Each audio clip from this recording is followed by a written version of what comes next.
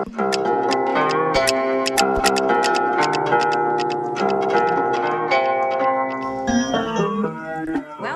to Make That Paper, the show where we talk about all the crazy jobs we do to make the cash we need to pursue our artistic dreams. And so you can buy a plane ticket home every once in a while. Today, we're talking about the graphic arts gig. Perhaps more intriguing, though, we're going to get into the body fluid transportation occupation.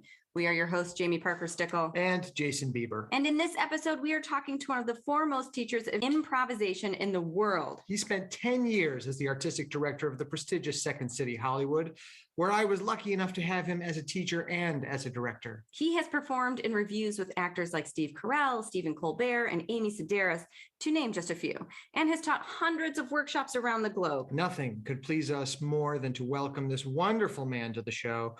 So please turn up your earbuds and get ready for the one and the only David Razowsky.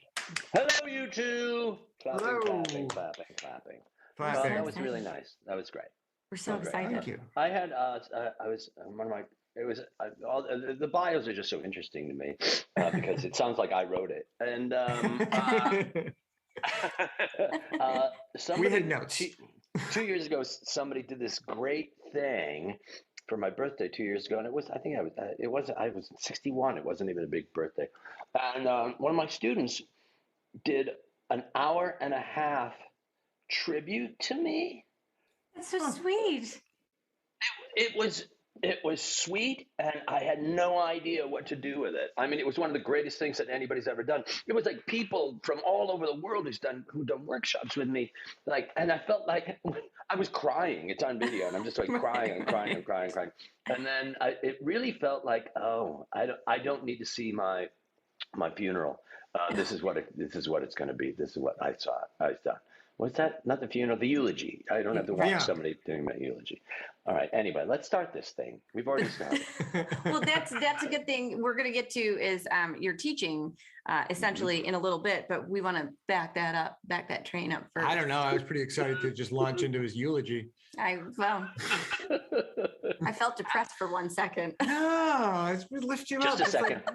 Just a second. It was just a second. Just for a second. Just a quick dip into sadness, and then back out of the pool. No sadness. For a minute there, it was like, was it a little cringy watching all these people giving a tribute to you at some point at minute 59? Were you like, is this going to end? This is embarrassing. I felt like this kept going on, and the wake of the whole thing, no pun intended, the wake of the whole thing was days, not D-A-Z-E, but I guess through a couple of days, I was in a daze because it was so emotionally draining. Yeah. It was beautiful and it was emotionally draining because I did not like what that person saying that thing that we talked about 12 years ago. And there's somebody that I haven't worked with in 6 or 7 years that I think about every stupid day, really in a great way. And it just didn't stop. And it was beautiful and it was exhausting.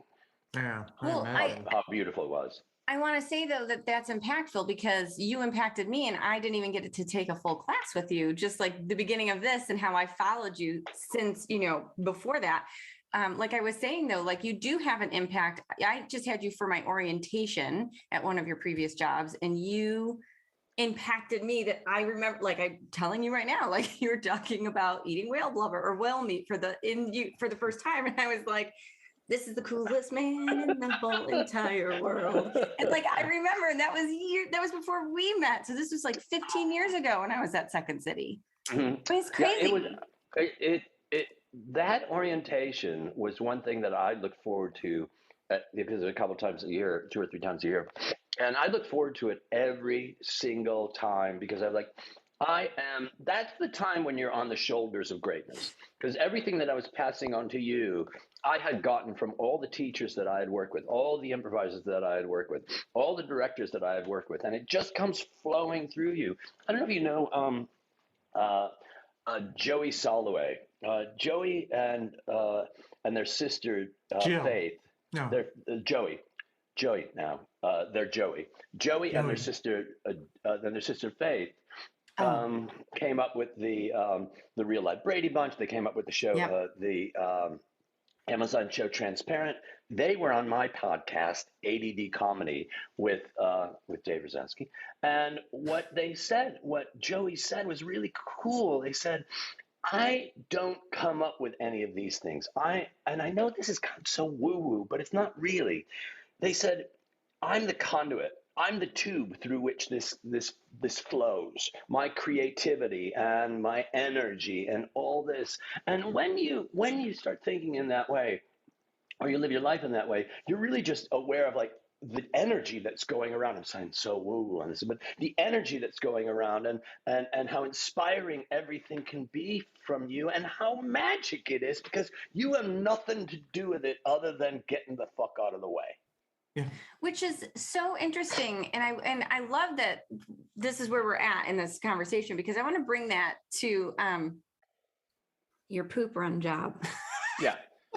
How were you the conduit of excitement for the I love that job so much. Should I talk about it, or do you want me to talk about it? All right, so why don't you tell us in so that people can understand what this job was? how I transitioned that? Okay, great. Yeah. Okay. There's no subtle way to do that.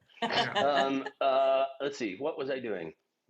How old were you? Where were you? Were you in I grew up in Chicago. I grew up in Chicago, and I was in Chicago at that time. And I got a degree in photojournalism. I was a photojournalist. I was a photo editor of a paper. I was a stringer for the Sun-Times and the Chicago Tribune and UPI and AP. And I would chase what we call chase ambulances, which is I couldn't afford a scanner, but every time I heard an ambulance, I'd get into my Volkswagen. And I'd go, "Where's it going?" And Right. And then I'd take it over to the Tribune and see if they wanted to buy it. So I got that job, and then when I was an actor before I went to college, and then when I was in college, I decided to do that. And then when I left college, I felt like I could slow down right now, can't I? When I left college, we'll fix it. For a minute, I was like, he's gonna slow down in his career at this point. What's happening? He just got out of You're riding these dials pretty hard. Drinking. This is decaf. I learned that I have to drink decaf. So when I left college, I decided I want to go back to be an actor. And so I really didn't pursue photojournalism very much. So I got a job as a graphic artist at a printing shop in Chicago. And I was just so into theater at that time that I had that job, which I loved. I loved that job. I was making $11 an hour. I was high in the hog. My rent was $382 a month for a two-bedroom apartment in Wrigleyville.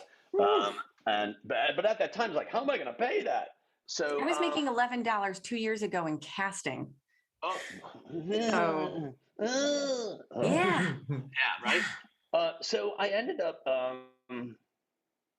I would just say I got fired from that job because I just my mind was somewhere else. Oh, they caught me using. It was a printing shop. They caught me using my graphics arts, using all their equipment in order for me to push to make flyers for shows at Improv Olympic.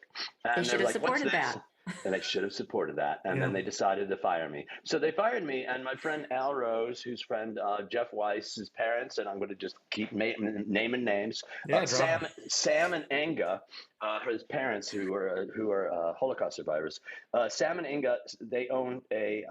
This is such a long story. They owned a lab in Chicago's north side, and it was called Almar Mole Clinical Lab. I don't know why that's the name, other than it's a great name.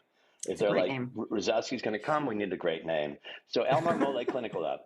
And my job was, it was a really great job. They had a little car for me, and I would smoke cigarettes in the car, and I would drive and listen to WXRT, and I would pick up my friend Richard Label. And what we would do is I would have a list of clinics and hospitals to go to where they gave me urine sample, anything that oozed out of a human, urine, pee, cum, cough.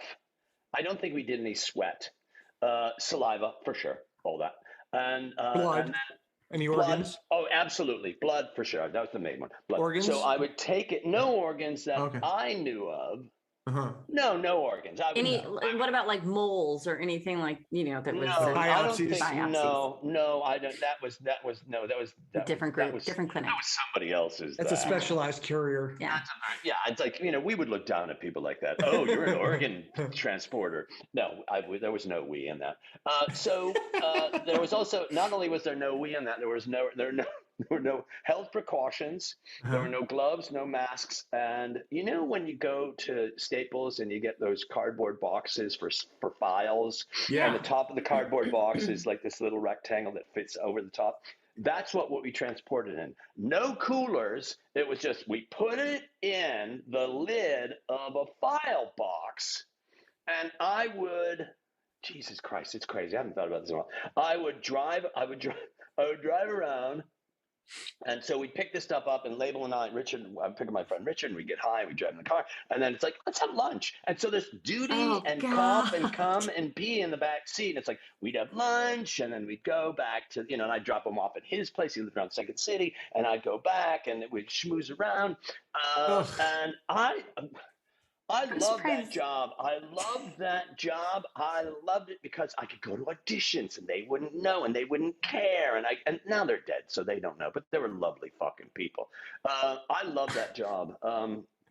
There was a guy that worked there. There's just so many stories here. There's a guy that worked there named Harry, and Harry had the job before I had the job, and Harry had a stroke. Oh. So, no, it's okay. He was fine. He was fucking millions of years old, but he had a stroke. But he would come in every once in a while. So half of his face was like, like that. Yeah. So he would come in, and one day I came in, and he would come in because he had nothing to do. He was an old man; he had nothing to do. And he came in with this bag, and he's like, "I got you a bag. I got you a bag of stuff." And I'm like, "What's in the bag, Harry?" Because I don't know. Look around. And I'm like, "Barry," I got to Harry, it's underwear. He goes, "Yeah, I'm not using it anymore." I'm like, "What do you mean you're not using it anymore?" He said, "I don't know. It's clean. They're washed." And I'm like, "You don't give someone underwear." And they were tighty whities. And no, a man doesn't even want to sleep. I don't want to sleep in a bed next to my brother. You know what I mean? And the idea of having somebody else, it's like renting a bathing suit. Right. But I want to appreciate Harry's gesture here for a second. What were you doing that made Harry think you needed used underwear? I have no idea. Harry's old job. How destitute did you look when you were doing that? It could have been that. It could have been. It's a really good question. It could have been. It's like when I was driving, I would go through pairs of underwear all the time. And if Dave's like me, he's going to want to have 4 or 5 pair of underwear in the trunk. Yeah. I don't know. I tell you, there's nothing. Maybe I'm doing it wrong. Maybe I was doing it wrong. Maybe it's like vomit, or you smell vomit, it makes you vomit. And, maybe he just shit his pants all day because the car smelled like shit. Or he just shit his pants all day because why not? Because he was on the verge of stroking out. But it's that, and it could also be if you, I don't know, I'm on a limb on this one. I'm spitballing. Sure. If you knew that you had extra underwear in the back and you're driving, maybe this is it, and you're driving, you're like, I got to get that. Man, he was probably more fastidious about it than I got to get the blood back. Don't have time to find a restroom in a restaurant. I'll just shit my pants, and I got a pair of underwear in the trunk, and I'll just pop that baby on. I love the idea that he was so on top of the job and getting it done and on time quickly that he'd rather shit his pants than pull over and use the bathroom. Whereas you were like, I'm going to pull over to a restaurant. In Indiana. I love his commitment to the job in general. And even when he wasn't working there anymore, he was coming in and giving of himself. You got to remember, and I don't know if this still happens, but I had a job it was a great job. It was another job when I left. So when I graduated college, I had this degree in photojournalism. I know how cameras work and I know how darkrooms work, and I needed a job. And so I got a job. I got a job as a camera salesman in the Six Corners area of Chicago. And it's sort of like a writer who can't sell his novels selling pencils, So I got that job, and why am I telling this story? I got that job. I love that job. It was a fantastic job, and it allowed me, and again, it allowed me to do whatever it was that there was another reason I was telling this story, and I can't remember. It allowed me to do, and I'm going to remember it. We'll be right back after a word from our sponsor. You know what I bet our listeners are thinking right now? What's that, Bieber? They're probably thinking, this podcast thing is so easy. I could start my own podcast. And you know what? They're right. Yeah, we've been using Anchor for a few months now, and it has totally changed our game. Anchor is the easiest way to make a podcast. Let me explain. It's free. I said, let me explain. Fine. There are creation tools that allow you to record and edit your podcast right from your phone or computer. And Anchor will distribute your podcast for you, so it can be heard on Spotify, Apple Podcasts, and pretty much anywhere podcasts are streamed. You can make money from your podcast with no minimum listenership. I mean, it's everything you need to make a podcast, all in one place. And it's free. Yes. Download the free Anchor app or go to anchor.fm to get started. That's enough of them. Now back to us. Were you still doing photography at that time? Or were you acting? Well, no, I was acting and I was doing photography because I was working and there was another podcast that I did that was similar to this one, but it wasn't as much fun. And it was like, what jobs have you had that you haven't liked? And that's different than what you're doing. And it was really hard for me because I got to tell you, and I was thinking about this morning before it came on, I haven't had a lot of crappy jobs. I mean, the shitty jobs, you want to say the poop run job is shitty, but that's only a pun. But somehow I've lucked out. I've had a couple jobs. There was a job that I had. I was still doing acting. I was 15 or 16 because I was doing theater back then, but it wasn't a survival job. It was just a job where it was a bottle recycling plant on Western Avenue. And it was a friend of my dad's. My dad always had these kind of dicey jobs. And and they had a fire in the back. And my job was to come in there in July and August, June, July, August, and September in Chicago, which is like still fucking humid, and go into the back and shovel broken glass into a dumpster. Yeah. And it was like, and the guys were like, and it's like, why are you always so grumpy? It's like, why am I grumpy? I'm 16. I'm shoveling broken glass. I'm smelling like I just came out of the Chicago fire. And like, why am I grumpy? Like, why aren't you grumpy? Right. What's, But I do want to say that that's the thing about what we talk about is I think as artists in general, we do have, we know that our goal isn't this job. So we treat every job that supports us as entertainment, as a resource of information.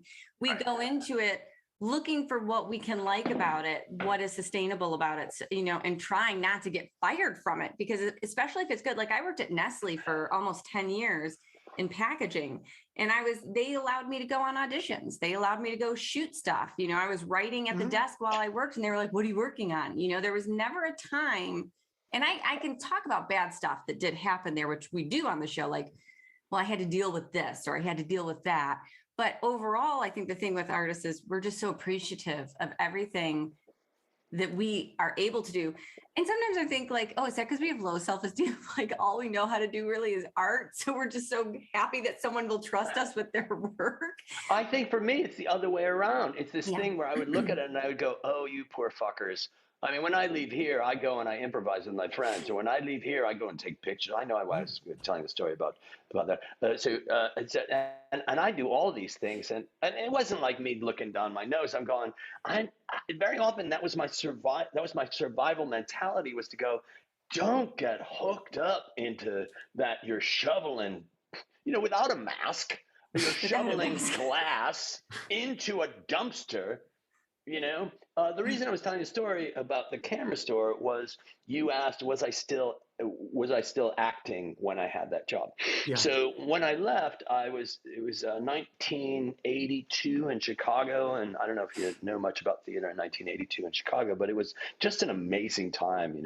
Steppenwolf Theater was cruising, the organic, the remains. It was just, Daly was dead. The first Daly was dead, who just didn't want art in theater. He wanted Schubert stuff, but not like the crazy, awesome stuff that we used to do. And so I got this job, and I was able to audition. And I was doing a show. I was doing a show called The Buckeye on Clark Street at a place called, it was across the street from what ended up being the Annoyance Theater. And it was Cabaret Metro. And it was on the third floor there. But one of the things that I loved was the camera job. I was able to take the cameras out and do photography of the cameras do photography. And I came across it, and it was all slides using some of the best cameras there. And at that time, that was a Polish and a Latino neighborhood, what we called Polatino town in later on in Second City. And so I took pictures, and maybe I'll send you the link to the pictures, because the pictures of the people are phenomenal. Yeah, that would be great. But we're artists, and so it's like what you're saying. It's absolutely, we're looking around, we're seeing things differently, we're being inspired by things differently. You're holding on to these thoughts and going, this too will pass. Oh yeah. Yeah. So. And I mean, I know I certainly have had my day job. I think we've all printed flyers at our day jobs. We've all used our day jobs for the resources I was they printing offered. Acting resumes right before an audition, and I was like, nobody look, on the print, and they wouldn't have cared, but I was still so like, I gotta print a couple things out, use the cutter. Yeah. Oh, for sure. I would take the urine samples and do urine samples for my friends. Sure. Yeah. Yeah. Why not? Because everyone needs it. Why do they need it? Yeah. Yeah. Everyone needs clean pee for sooner or later. The clean pee, it's cloudy, and I'll tell you why. But yeah, you're right. We've all taken. Has there ever been a job? I don't know. Yeah. I don't think there's been a job where I haven't taken advantage in some way of something that isn't like, that's not allowed. It wasn't like I killed anybody or stole a copy machine. No, and it's not like this is exclusive to artists and day jobs. I mean, I challenge you to find someone working in finance who isn't also, making some personal calls and. Sure. What's it like to have a 9-to-5 job? I'm sorry, I look at that and I go, oh, what's it like to have a 9-to-5 job? Like, I remember when I left Second City, I left and the owner of Second City said something to me, and it just blew me away. It was like the meanest thing anybody's ever said to me, and it was just really mean. Yeah. And I remember thinking, I'm leaving. I will never work for another person again. God is my witness. I will be hired as a stringer, or I will be hired, as an actor. But I am not going, I will do as much as I can to never work for another person again. Yeah. Well, and I feel lucky. I'm sorry. Yeah, I think it's great. I think that's great. I think it's, we sort of did the same thing when we've done the same thing. Yeah. Once we both left our corporate jobs, basically the same thing. It's like, it's hard. You get to a point where you've done it for so long. And if you can manage to then work for yourself, it's a great thing. Yeah. I mean, it's not for everybody, but for artists. I also think that the tip of the iceberg has the iceberg underneath the water. You know what I mean? So it's not like you wake up in the morning and go, I'm going to quit my job. You wake up in the morning and you go, no. Yeah. All that other time where you go, what am I going to do? And suddenly this thought comes into your head, and the thought is this: quit. Mm-hmm. And then you go, what do I need to do? This is any epiphany that you have where you go, what do I need to do to make this happen? And everybody listening, and again, it's not something that you just wake up and you go, I'm going to do that. You have been cogitating this, and while you and I are having this conversation, thoughts are being put together of other things that are happening in your life, and then one day you'll be driving in your car and you'll stop at a light and you'll see an Apple sign, an Apple sign, not, an Apple sign, and you'll go, I want to break up with my girlfriend. For nothing that it's like, how did that happen? You know, Mhm. not Yeah. that I'm breaking up with my girlfriend because I adore my girlfriend and she's my best friend. I love her so much. But it's that epiphany that you have, Yeah. Mhm. and you get to be aware of it. Yeah. To be safe, stay away from the Apple Store. Um, But I cannot overemphasize the fact how there's got to be a word between blessed and lucky, yeah. because it starts with privilege, I guess. I don't know. maybe And fortunate. I don't know that it's. I don't know that that's it either. But that's part of it too. It's in the mix. That idea of I am doing what I'm doing because I was able to do what it is that brought me to do what it is that I'm doing right now. You know, that's such a Razowsky line, but it's that It is. feeling, right? It really is. It's that it's you know what I mean? Where it's Yeah. like, and other people, I look at other people and other people go, I can't do that. I won't be able to do that. It's like, I get that. Financially, I get that. You know, my brother, I love him very much. He's a fantastic piano player. He's an awesome composer. He's a great artist. He's a fine artist. And he works for a 9 to 5. He loves his job. He's a graphic artist at his job. And I think that he always wanted to do this other thing, but he didn't have that gene that said, dare to fail. Yeah. Yeah. Yeah. I mean, I think we all have a sibling or a partner or a friend that is that. I definitely have a sibling. You have a sibling Sure. like that too. I think that's important. And I think that that's okay too. You know, like everybody's not built the same. So there's more, you know, the days are long, but life is short. But there's enough day where everybody can, like, your brother can play piano in the evening and do concerts if he wants, you know? Yeah. So, and that can be enough. That can be rewarding. And, you know, you get to a certain age where you're just like, wow, every little thing I've done accumulated to this, and it feels good. Like, even if it's a small thing, you know, like teaching a class, impacting somebody else, because, you know, when you get to a certain point in your career, what I notice more than not is people start teaching or wanting to coach or going back because it's inspiring to work with other people in your field. You know, you learn from them as much as they're learning from you. And you're sort of, you know, not stealing, but taking from each other energy exchange. It's an exchange, right? So I don't know. I got off. No, you're absolutely right. I mean, and when you said you're getting, you know, I'm paraphrasing, but you're teaching, but you're learning. Yeah. And Oh, yeah. one of the things about this pandemic is, first off, when it first happened, my girlfriend Laura, I went, what am I going to do? Because I travel 220 days out of the year, 200 days out of the year. 220, I used that number because just coincidentally 3 years in a row, I traveled on the road 220 days out of the year. And I was like, Wow. I can't travel. I can't go. What am I going to do? What Yeah. the fuck am I going to do? And she said, she said this, and it's really true. She said, improv has always been something that you're doing while these crises are going in your life. And because you're an improviser, because you're a teacher, an actor, a director, everything you're doing, the crises in your life have occurred while you're doing improv. Mm-hmm. And so what I've learned is when I asked my wife for a divorce, I had a class that next day, and maybe you were in my class. I had a class that same day, and I had to come in, ending a 14, just having ended a 14-year marriage. Like, I gotta go. I can't talk. Yeah. And when my mom died, I was in Orlando, Florida, teaching a class. It was a Friday, Saturday, Sunday class, and she died Saturday morning, and I came into class, and I went, and I get very emotional about it. I said, 4 hours ago, my mom died. And everybody, you felt the energy of the room change. And everybody leaned in. And we talked. And people were grieving of their own parents' deaths. And we had this improv thing where it's like, what's improv about? Improv is about expressing yourself, being vulnerable, being with a group of people that you can trust, everybody taking care of each other, in that way, listening on a deep tissue level. And it occurred to me because eventually it's like, we got to get up. to get up on our feet and work.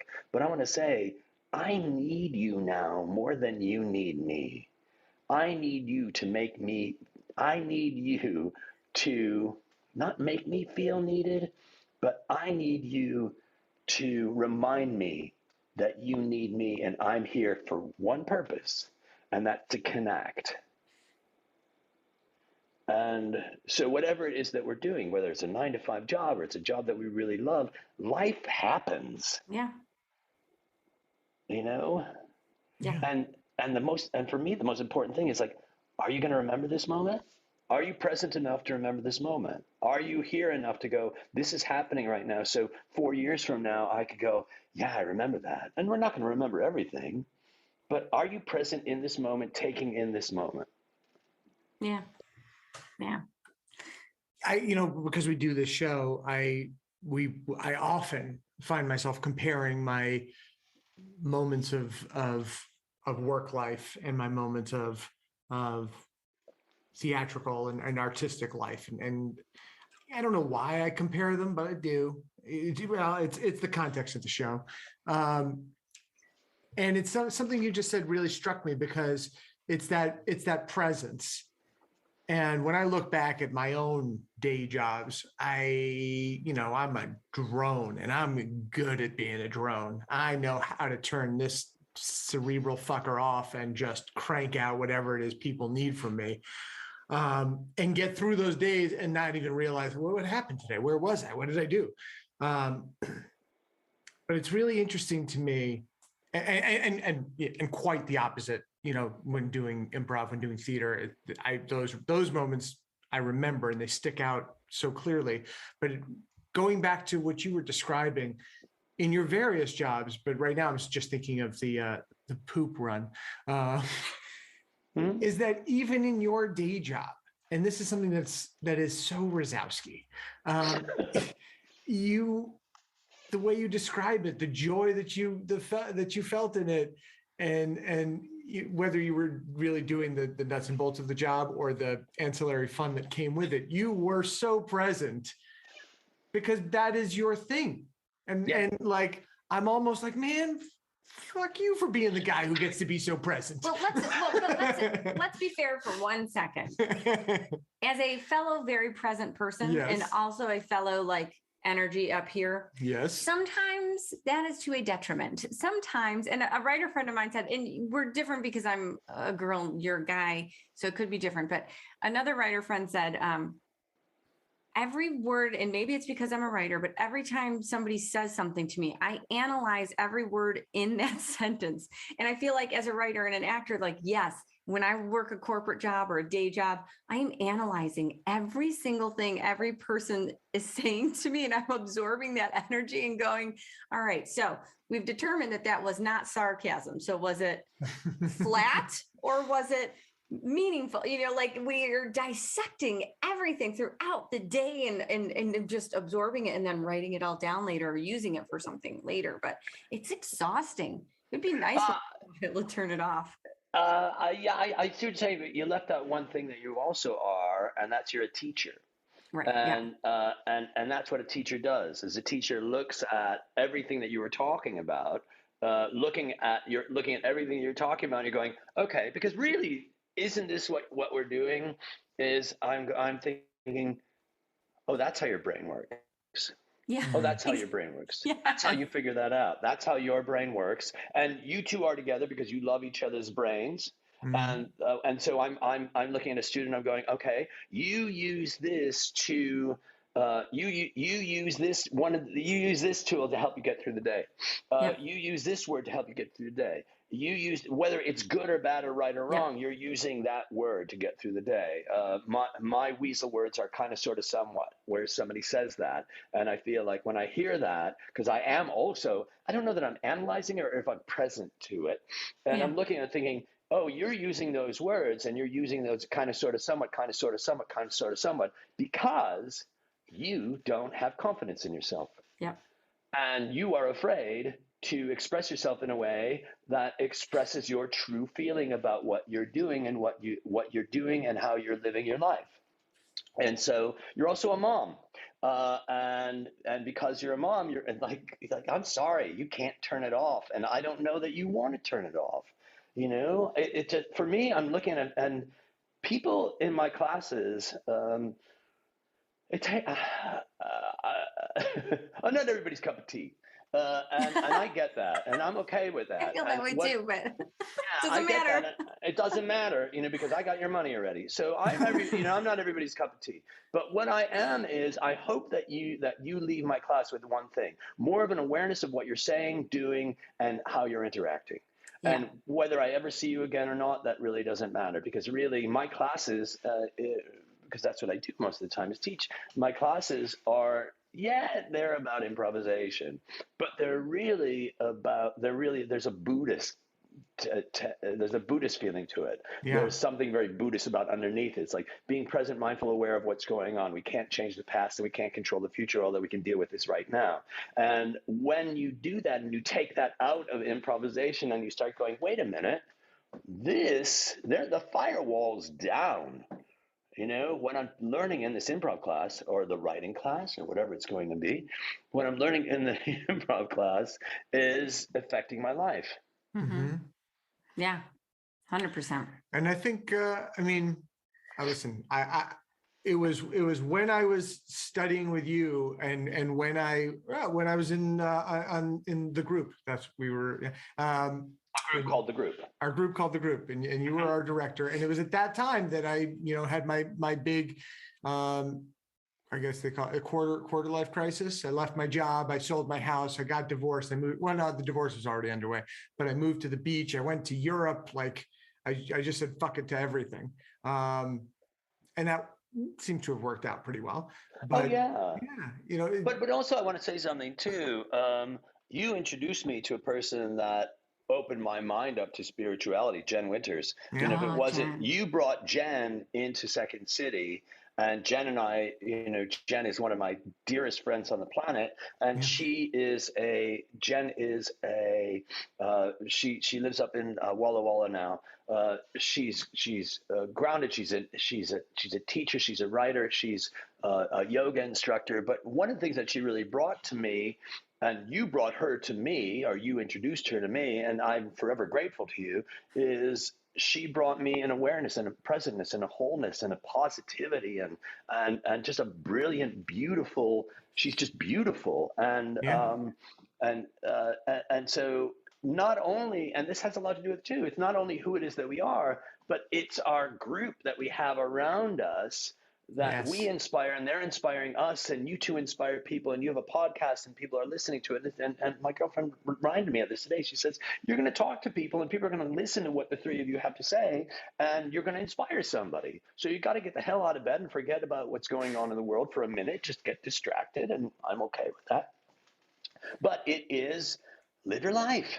Yeah. Speaking of that, okay, I'm going to come back for a second. I listen to the ADD comedy podcast, which I love. And I love your portraits now of people. They're so good, and the write-ups you do, that I have to go follow all those people every time you post a portrait. I on Instagram, I go follow that person now.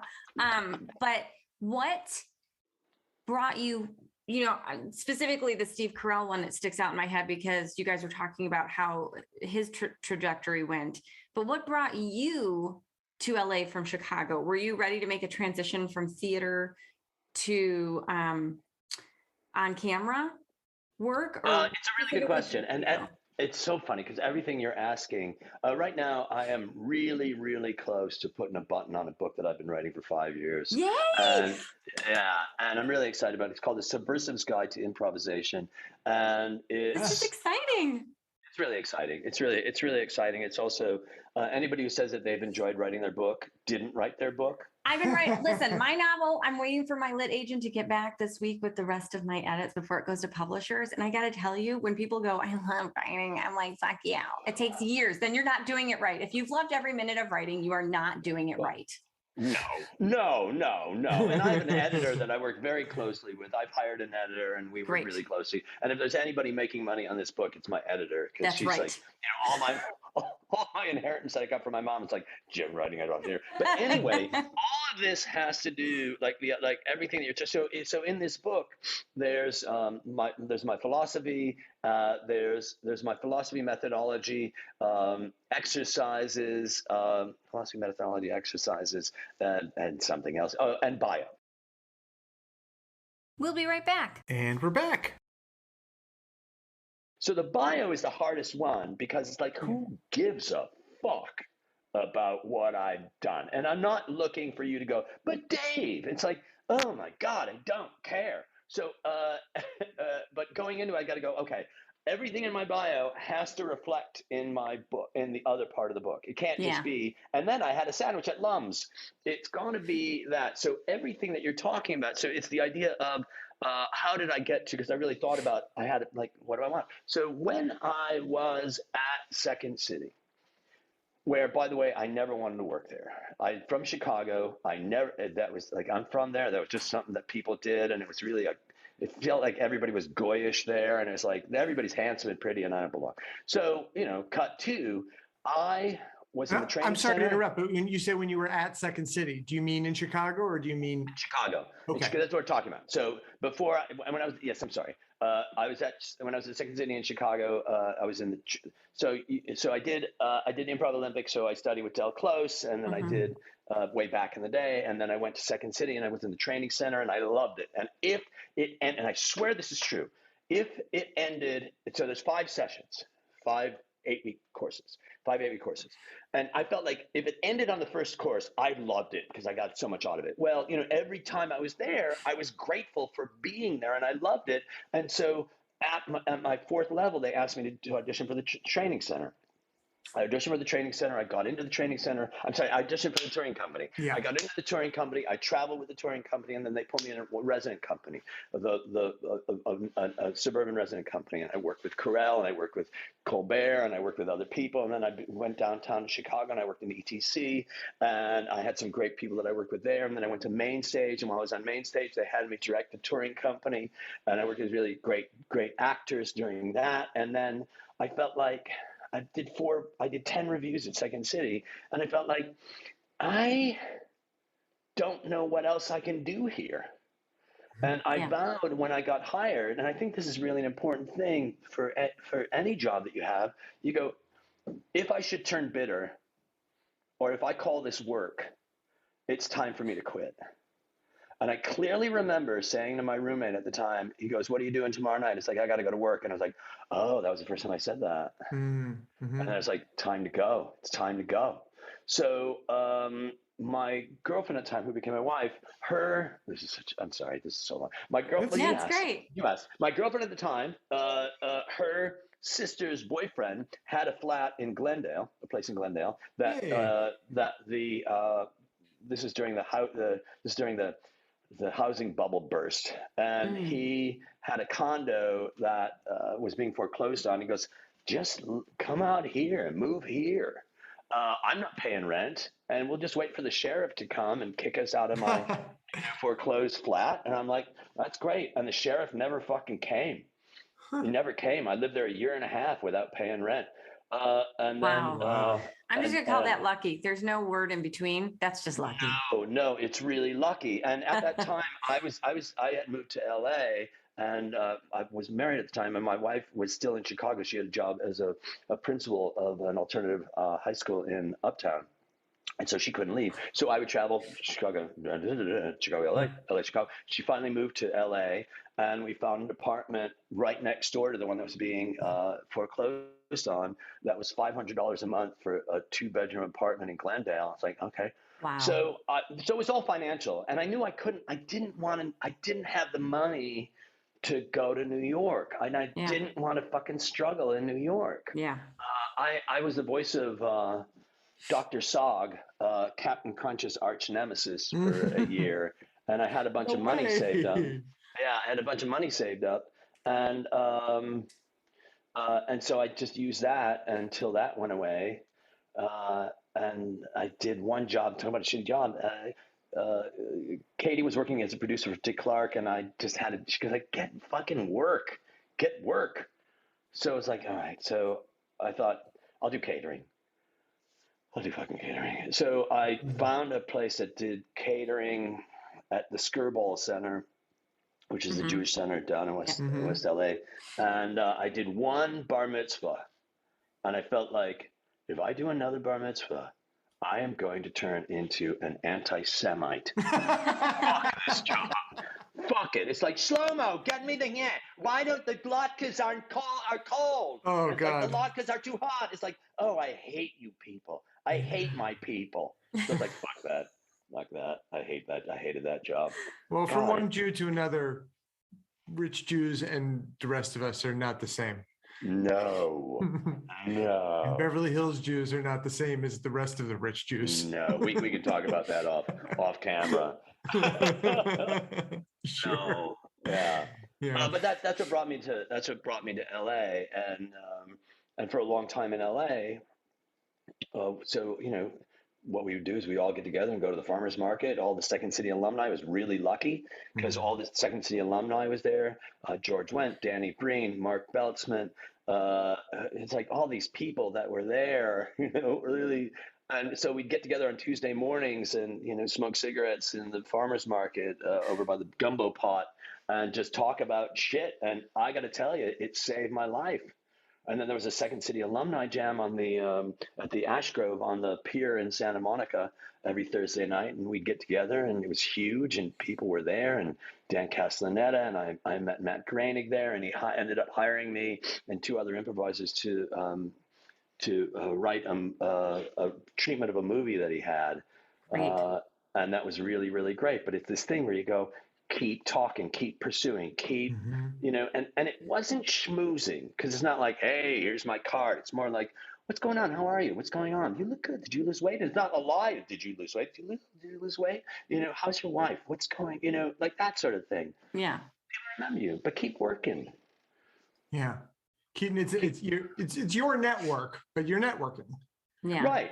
And it's also those people, and it's what I was talking about you introducing me to Jen, like those people introduced me to other people who and through somebody else I met Phil Lamar, who's just a great actor. And I met Phil Lamar and I met all these other, I kind of knew Phil Lamar before, but I met all these other actors in improvisers who are doing fantastic work now.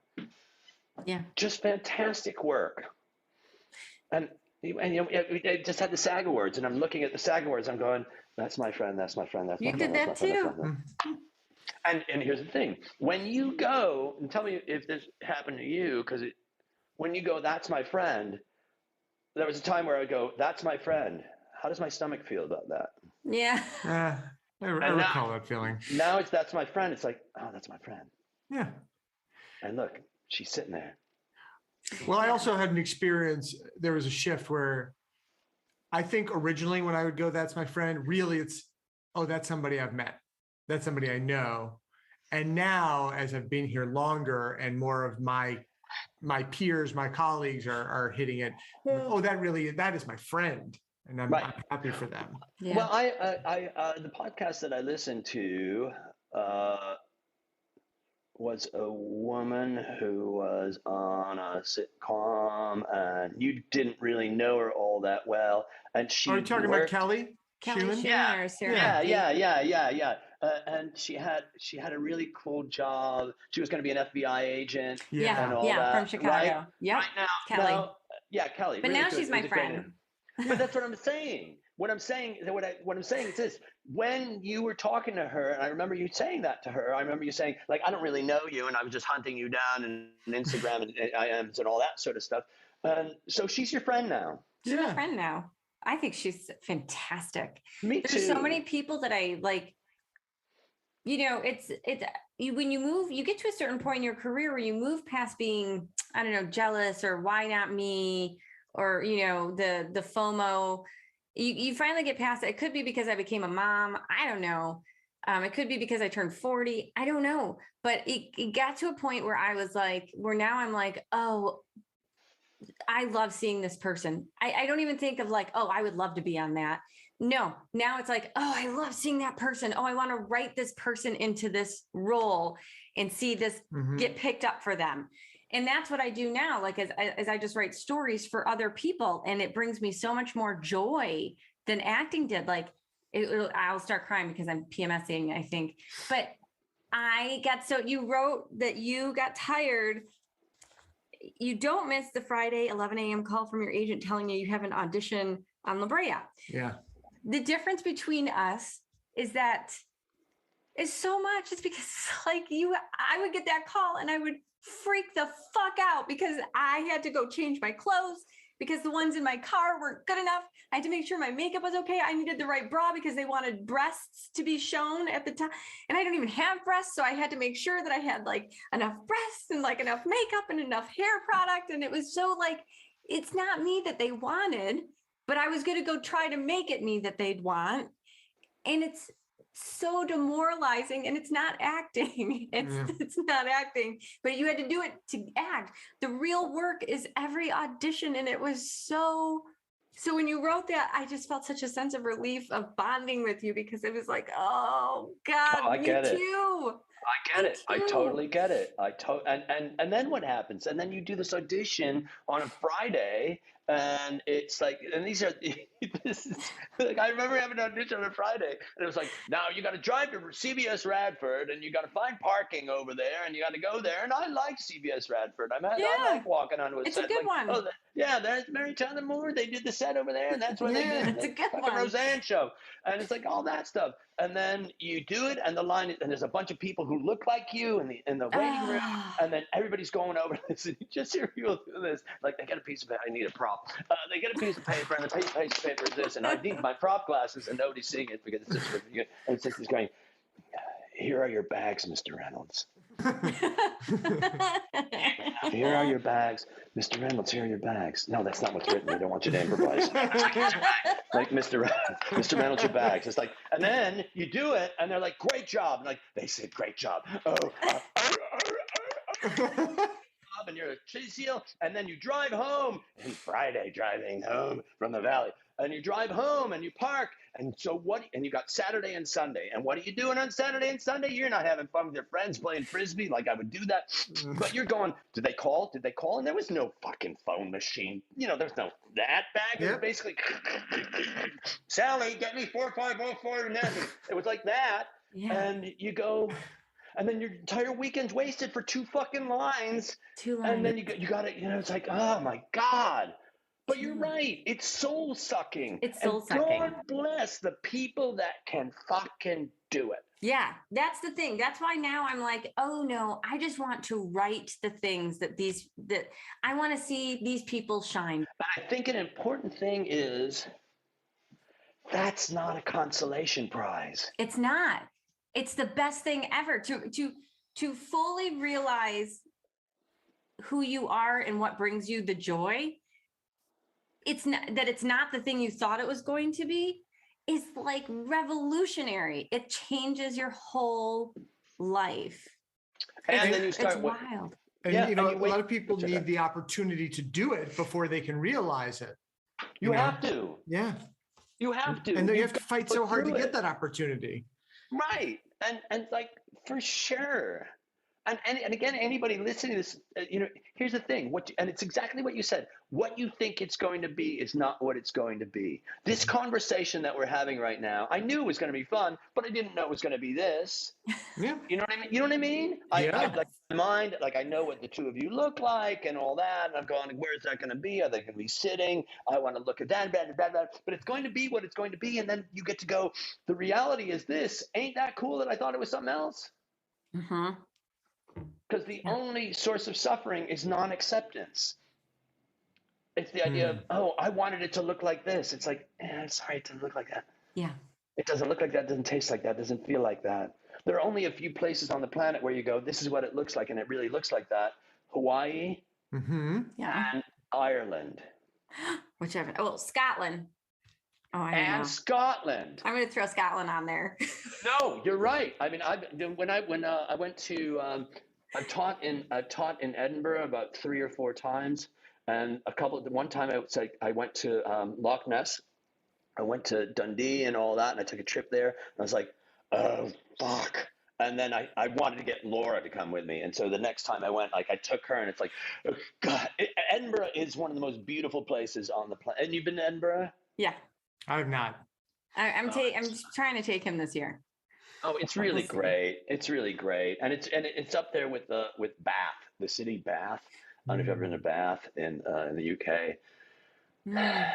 We'll travel. Anyway, it's not what you think, and it's an improv scene. It's like if you think the improv scene is going to be this, the moment you go, oh, I know what this scene's about. It's about this. You stop listening. The moment that you do that, you stop listening and you stop paying attention, because now you've got something in your head, and it has to do that. It has to be that. It has to work out that way. It's like, that's not fun. That's no fun, and the audience doesn't appreciate it. Yeah, They're the like, audience the audience is armchair improvising. Fuck the audience. Honest to God, I'm so sorry. I'm one of those teachers that's like, well, what about the audience? No, we're there to satisfy the audience. Like, here's the thing. The audience is this. You get 8 Jews in a room, you get 12 opinions. That's just the way it works. In the audience, everybody's going, I could do it better. Or they're laughing or they're not laughing. You have no idea what they're laughing. And here's the thing. They're not pros. You're the fucking pro. Yeah. So you got to make sure they're happy. Here's the thing. We got their money. And we didn't pull them off the street. They did research and they checked it out. So whoever it is that we are, that's who we are. I'm not one of those teachers like, you got to make sure that the audience feels satisfied. It's like, no.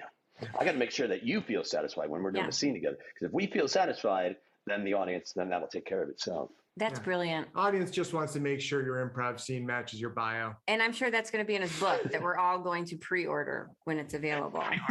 Get that book. But let me ask you this. So you're out here, you're networking within your group of people, and it's not networking, but it's like, what are we doing? What are we doing? When did you transition into going, oh, I can teach? And I would love to teach. I mean, at what point did teaching become a part of this? It's very interesting. I'm sure you know people like that, like this, and these are the people that I when I think about people who, when I think about the initial thought of what success looks like, I always, one definition of success is having a vision and fulfilling that vision. And I think that we all have a vision. It's just that sometimes we don't give ourselves permission to acknowledge that vision, or to go, well, who am I to have a vision and want to get that vision? So the people that I knew that had vision were everybody that, were Jackie Hoffman. Jackie Hoffman was in Second City with me, and you see her a lot on television. You'd see her face and you'd know who she's talking about. She always wanted to be a Broadway actor. So Jackie Hoffman opened Hairspray. She opened The Addams Family. She opened Xanadu. She's done all on Broadway, and that she became a Broadway actor. Steve Carell always wanted to be a movie star. Ever since I knew him, he wanted to be a movie star, and he went in that direction. Steve Colbert always wanted to be Steve Colbert, and he went in that direction. And I felt like and Amy Sedaris didn't give a fuck about anybody but having fun. And so that was her reason to or whatever that phrase is. So for me, I remember driving my dad. I remember the location. I don't know why. And I remember thinking to myself, and I was probably 12 or 13, and I was still acting at the time. And I remember, it's such a weird thought. Somebody was asked, what do you want to do when you grow up? And I didn't have an answer. And then I was thinking about it. It's like, I want to make a difference in people's lives. Mm-hmm. And I didn't know what that meant. And I didn't know how that was going to manifest itself. Mm-hmm. And yet when I had an opportunity to teach, which was, I did theater in prisons for a year across the United States, Geese Theater Company for Corrections. And they taught their actors how to teach.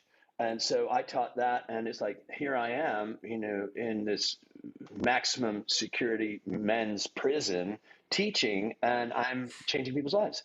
And when I left there, I was watching my teachers at Second City, and I was going, they're not teachers, they're shaman. They're Sherpas of what it is that you want in your life. And I was looking at them, and I was gleaning the way that they talk to each other, the way they connect with the actors, the way that they look at the process. And I'm going, I think I have that. I think I've got that. And then I was in the touring company. Then when I got in one of the resident companies, they didn't have a training center there. and I said, I want to build a training center. So I built the Second City Northwest Training Center. I built that, and it was like, oh, this is really fucking satisfying.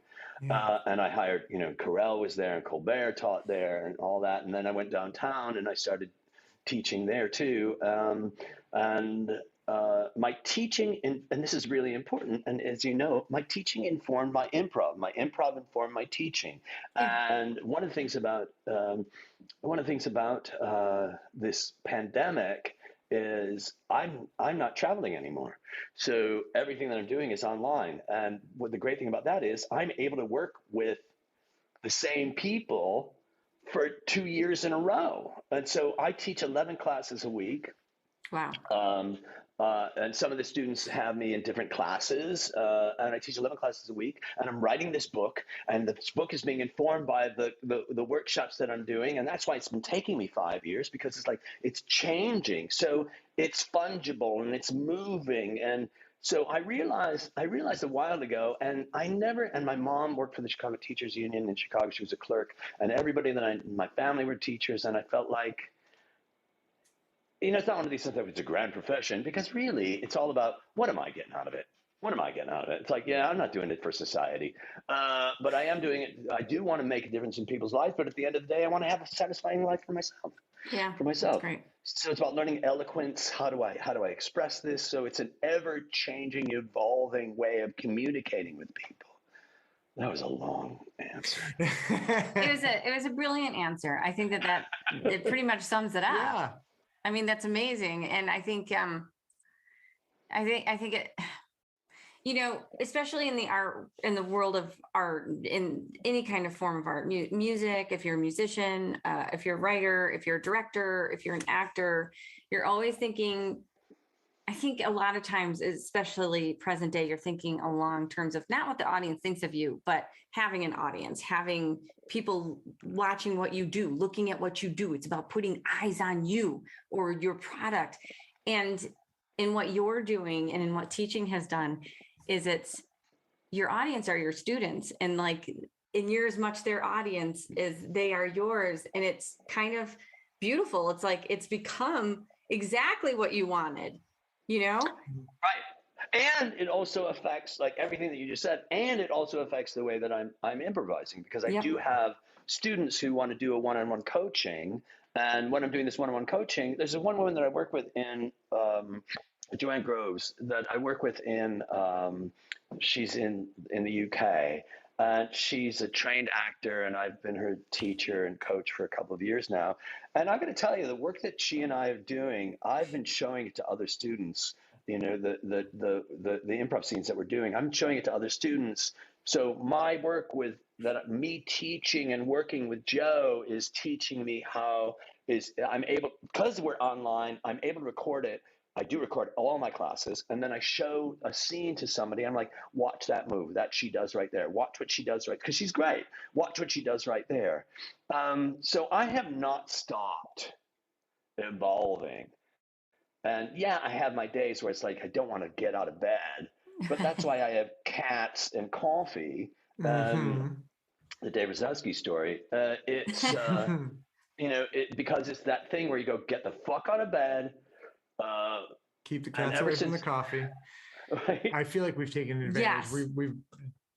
You've been so generous with your time. So generous. You're so wonderful. I'm so glad I had this opportunity, because like I got left off on the trailer, and I really wanted to see the movie, and I was like, God damn it. I'm so pissed. But I could talk to you guys forever. So there. Well, we can too. Except school lets out soon. We would like to thank our guest, David Razowsky.